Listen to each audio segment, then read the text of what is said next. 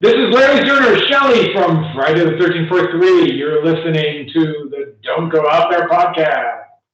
Welcome back, everybody, to the Don't Go Out There Horror Movie Review Podcast. I just want to thank all our fans and listeners. I really appreciate all support. You guys are awesome. Super excited for this interview. We are joined today by another legend of the business, most known for his role as Shelly in Friday the 13th Part 3, the man himself, responsible for giving Jason his iconic hockey mask for the first time. He has also had roles in Death House and the murder of Nicole Brown Simpson, and now runs his own successful law firm, Mr. Larry Zerner. How are you doing, sir? I'm doing great, Hal. Thanks for having me. Oh, yes, sir. We're super excited.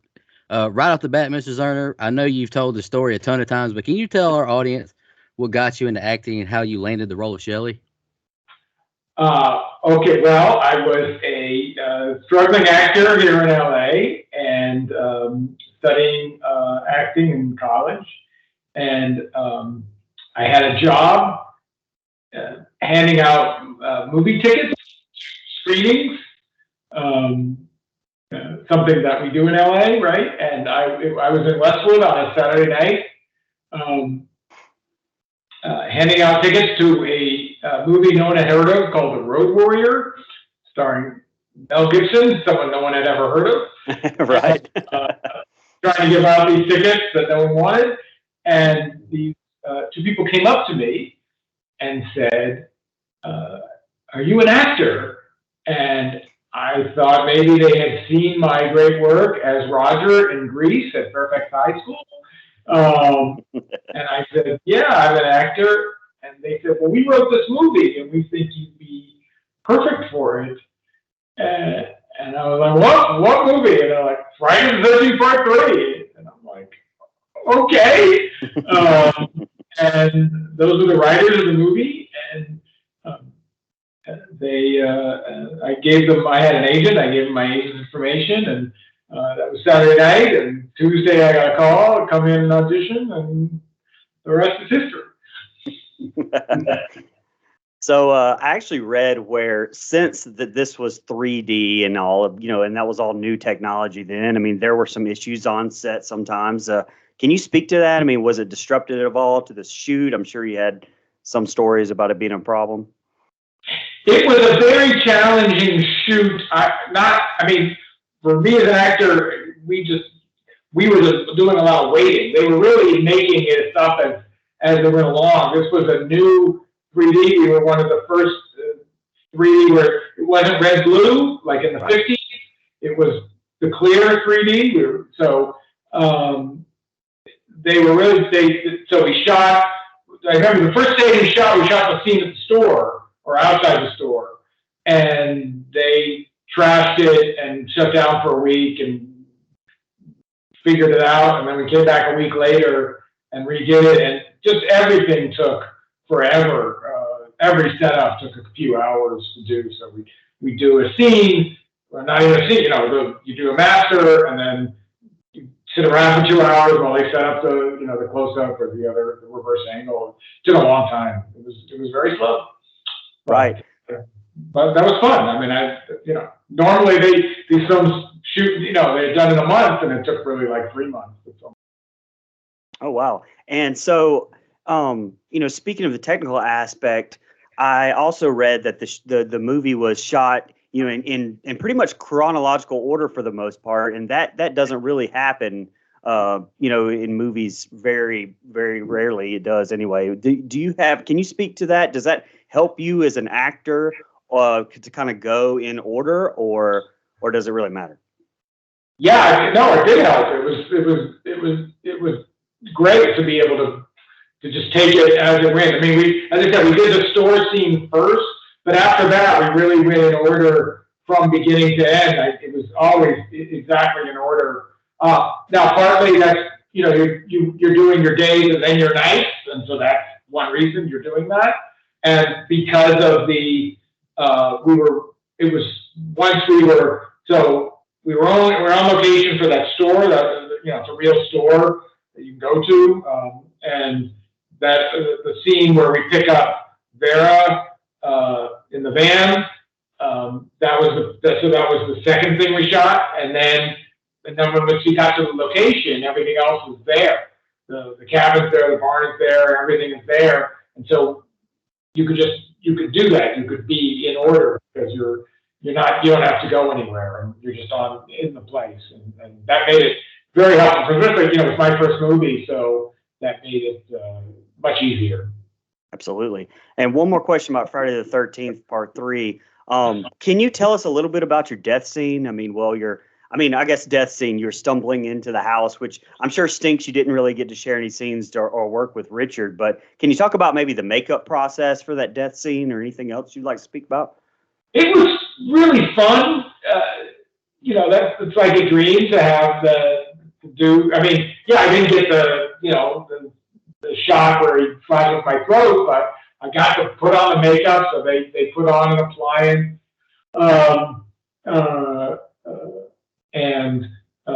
So there's the appliance where it's the cut neck, right? Like the inside. Right. They put it on your neck, and then they put a piece on above that looks like the skin, with the slit in it.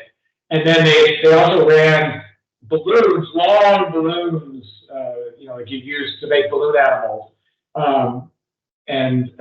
They ran those down my back, around outside and down my back, and then put blood in there. And they were going to do a thing where like they shot blood out to be in 3D, but it just didn't. They just thought it didn't work. So they were like as in the shot, there are like somebody is like squeezing a blood thing, letting blood flow out of my neck as it's going. So I remember at the end of the day, the blood would just come off my neck and I just run down, and I was just drenched in blood. It was fun, that's good acting to have those days when you're drenched in blood. Right, I would love to do that. Was your makeup process like a few hours long in the chair, or was it pretty quick? It was like 2 hours in the chair for that shot. Yeah, we did that all one day, so that was it. That was the only real time in the chair for me. Yeah, that's not too bad. I just have to comment one thing before I move on. Jason's first death after he gets the hockey mask, where he shoots the woman in the eye with the harpoon gun. Has to be one of the funniest scenes in Friday the 13th history to me. Shoots her, drops the gun, and just walks away so lackadaisical. It's hilarious. I don't see that as really funny, but okay. That's fine. No, I just mean how lackadaisical Jason Voorhees is. He just shoots her, then just kind of briskly walks away from it. It's like matter of fact. Okay, done. Throw the gun. I'm done. I did what I had. Yeah, her dying wasn't funny. It was just his body language afterwards was. So shifting gears a little bit, you got to work on Friday the 13th, the video game, as Shelly. We had Kane on and even Tom Matthews, and they briefly got to tell us about their different experiences doing that. Can you talk a little bit about that experience, how it came to pass? And you missed out on working with Richard, but did you get to work with Kane doing any motion capture? Well, unfortunately, I didn't do any of the motion capture. The motion capture was all the same. So Kane did the Jason, and there was just one person who did the motion capture for all the men, and then someone did all the women. So all the people moved the same. I got to do the voice. So me and Tom are the only actors from the film who got to do our own voices, which was very special. And I was really happy that when they called me, I'd met the guys at Gunn a few years before at the E3, which is the entertainment expo where they do video games, and I met them and I was keeping track of the game, and then they said, well, yeah, we're gonna put you in. I was like, oh, okay, how much do I have to pay you? And they're like, no, we're gonna pay you. And I'm like, oh my God, you're gonna pay me. Sucker. Right. So, but it was fun to come back and do the voice again and play Shelly. It was great. That's awesome. Just shifting gears a little bit, can you talk a little bit about your experience working on Death House? I know that there's a lot of horror alum in that movie. Speaking of Kane, there's Dee Wallace, Bill Moseley, Tony Todd. The list just goes on and on. I mean, how was it shooting that? And was it basically, a big convention experience with everyone in that cast, or? Yeah, it's the Expendables of horror, right? Right. Yeah, I was my friend Buzz Wallach was one of the producers. Also, Felissa Rose was a friend. She was also one of the producers, and they asked me to come in and do something. And then what I was supposed to come in and do didn't happen, and then so they talked to Harrison, and we just did like a little thing at the end, and it's sort of a post-credit scene. So I didn't really get a scene with anyone else. I think on the set that day I think Felissa was there and Barbara Crampton was there, which, so they're always great, to be with them. And Kane was there. Me and Kane have been friends for a long time because of the convention. So, but everyone, it's like you can see the movie. I don't know if you've seen the movie, but it's like everyone's in there for like 2 minutes and then you're right. Everyone's there at the same time. Felissa seems like she is very fun to be around. She seems like just a very high energy, fun person to be around. Exactly right. Speaking of conventions, this year is actually the 40th and like that, even without the. You're right. Speaking of conventions, this year is actually the 40th anniversary. You're already pretty active on the convention scene anyway, but is there any possible plans for a reunion at a convention or anything like that? I am pretty sure there is going to be some reunion work. I'm talking to a bunch of different conventions, and there should be announcements soon as to where I'll be. But I definitely there will be some conventions that we will be doing some reunions this year. Absolutely. That's incredible. And I'm sure if y'all do a panel, that'll be awesome to hear as well. One more quick question about conventions. It's a fun question. We actually started asking this when we had Lisa Wilcox on the show, and the answers are always either extreme. They're on one end of the spectrum. They're really wild, or they're very, heartfelt. What's the most bizarre or sincere moment you've ever had at a convention with a fan? Yeah, it's just amazing that people have taken these movies to heart, and when I go, I like to geek out because I'm a fan, and when I get to, I was, and I get it's a little better for me because I'm, quote unquote celeb, so like so for me, it's like I got to, I went to one convention and it was the Dawn of the Dead people, and it's Ken Foray and Scott Reitinger and Gary. And I was like, this is Dawn of the Dead people. I'm in the band with them. It's like really like hanging out. I went to Germany with Tom Savini, and that was amazing. And, wow. So that's where I have fun. It's more like me having fun with the other celebs who are there. I just love it. Oh, absolutely. So, all right, the big one, the lawsuit. We've had Adam Marcus as well as, Vincent DeSanti, both were very close and talked at extent about the lawsuit when we had them on. And you're, of course, an attorney and you're very active on Twitter. I actually follow you on there for your updates, especially lately on this lawsuit. So, but, for those in the audience who aren't on Twitter or just, aren't really sure exactly what the latest update about Sean not filing a petition with the Supreme Court back in, I think, late December, 28, 29, something like that. What that means for the franchise. I mean, do you know if they're finally working on a resolution between, the parties or anything? Okay, so, this whole thing means the whole lawsuit was just a waste of time, right? They could have, we're exactly where we were 5 years ago when Victor sent the notice saying, I want my rights back, and he got his rights back. And so, but they still have to make a deal because Victor's rights are only the rights to the first movie and only in the U.S. And Sean owns the rights to the first movie outside the U.S. and he owns the rights. It's kind of complicated in copyright law. Sean, because Big Jason is a derivative of Little Jason, who was in the first movie, Sean can't really make a Big Jason movie without Victor's permission. But, the sticking point is, well, how much money should Victor get? Because they're like, I'm speculating a little bit, but it's sort of like Victor didn't even want that scene in the movie where Jason comes pops out of the water, and it's like, why are you getting any money? But on the other hand, Victor's like, I created this thing that you've made millions, tens of millions of dollars on, Sean, and I made nothing. I made $9,000.